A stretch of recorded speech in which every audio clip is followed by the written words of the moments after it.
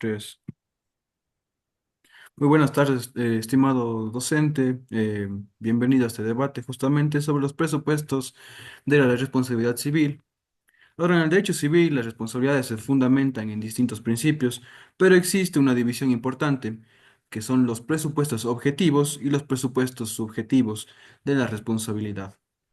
Ahora, la elección entre estos modelos tiene implicaciones fundamentales en la forma en la que se determina la obligación de reparar un daño.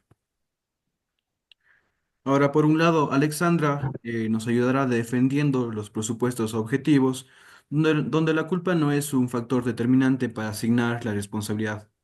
Por otro lado, el compañero Edison Sánchez nos argumentará a favor de los presupuestos objetivos, donde la responsabilidad solo se puede establecer si es que hay culpa o dolo. Bueno, nuestro objetivo hoy es analizar cuál de estos sistemas es más justo y eficaz en la aplicación del derecho civil. Dicho esto, empecemos con la primera pregunta. Ahora, Alexandra, ¿por qué crees que la responsabilidad debe basarse en presupuestos objetivos sin necesidad de demostrar culpa? Gracias Alejandro por tu introducción. Justamente cuando hablamos de la responsabilidad objetiva, esta surge de una manera como una solución para que se pueda proteger a las víctimas de los daños que en muchas ocasiones se puede resultar como imposible probar esta culpa.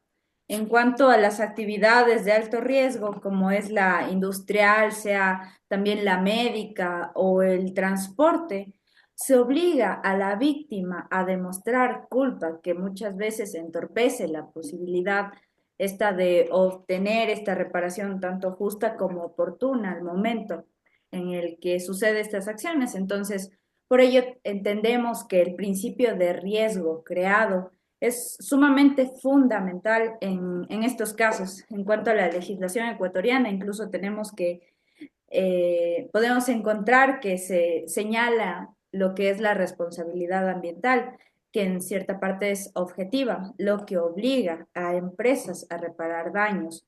Esto sin importar si actuaron tal vez con un nivel de negligencia o no. Entonces, podemos dirigirnos incluso al artículo 396 de la Constitución del Ecuador para poder desarrollar este tema. Perfecto, Alexandra. Muchísimas gracias. Ahora, estimado Edison Sánchez, por favor, contésteme esta pregunta. ¿Por qué considera que la culpa o el dolo debe ser un requisito fundamental justamente para la responsabilidad civil? Continúe. Mm, ok. am, bueno, primero que nada, muchas gracias Alejandro por la pregunta. En este caso yo puedo decir que la responsabilidad subjetiva vendría a ser como la base del derecho civil tradicional. La idea nace de porque esta trata de buscar un tipo de garantía de justicia individual. La base es que de por sí la responsabilidad subjetiva no es razonable hacer que una responsabilidad responda por un daño si es que no ha actuado con negligencia o dolo. Entonces, por ejemplo, dentro del Código Civil de nuestro país nos establece, por ejemplo, en el artículo 2214, que la obligación la obligación de indemnizar surge de un hecho ilícito. Lo que para nosotros, en otras palabras, nos implicaría que se debe tratar de probar una culpa o tal vez una intención del mismo autor de este daño. Y por lo tanto, en muchos casos, como por ejemplo en accidentes de tránsito, no siempre es justo que una persona deba responder por daños que no que pudo evitar o prever. Perfecto, muchas gracias, estimado Edison, por su respuesta.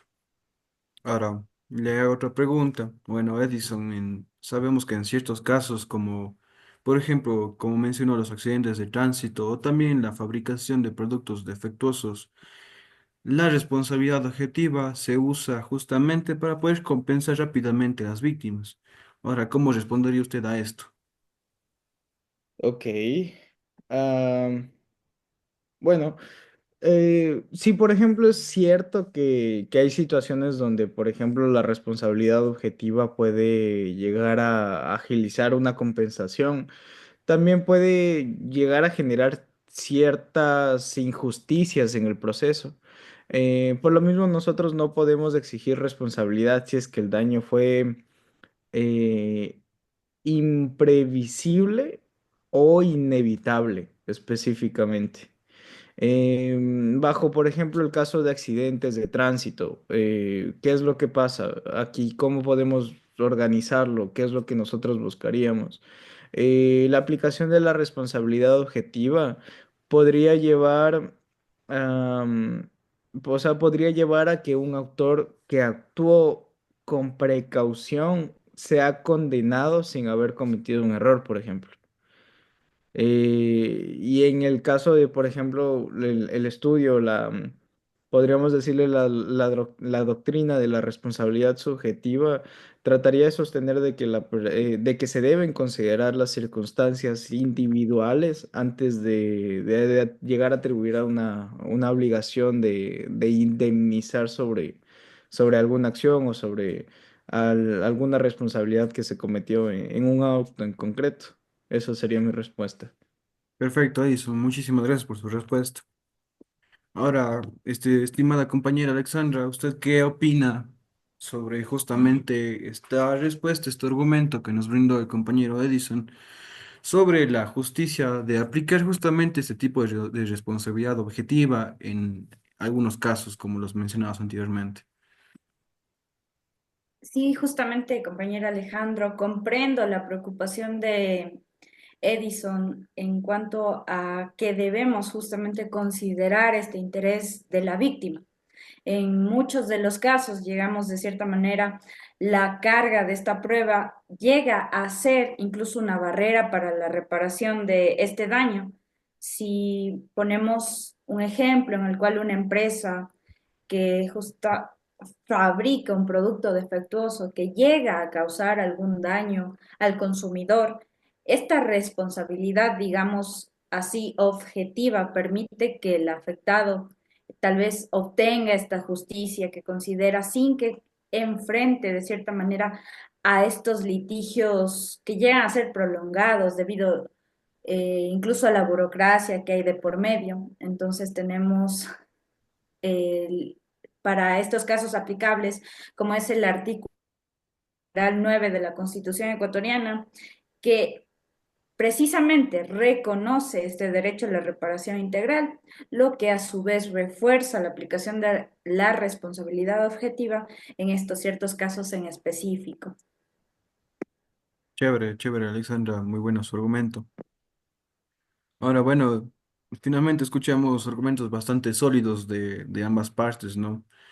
Ahora vemos que Alexandra justamente defendió las necesidades de una responsabilidad objetiva para garantizar justamente este tipo de compensaciones que sean, digamos que inmediatas, ¿no? Especialmente, por ejemplo, en actividades que sean de alto riesgo, mientras que nuestro compañero Edison justamente ha destacado que la culpa es un elemento clave para poder ejercer justicia de forma individual. Ambos enfoques tienen validez según el contexto en el que se puedan aplicar. Ahora, la responsabilidad subjetiva, digamos que protege de atribuciones que sean injustas, ¿no? Mientras que la objetiva, digamos que nos puede ayudar a agilizar la reparación de este tipo de daños. Bueno, finalmente queda en discusión cuál de estos modelos es más justo y eficaz. Queda a consideración, creo yo. Y bueno, finalmente les agradezco a mis dos compañeros por sus aportes y por sus argumentos. Eso sería todo por nuestra parte, estimado doctor. Le agradezco mucho y que pase muy buena tarde.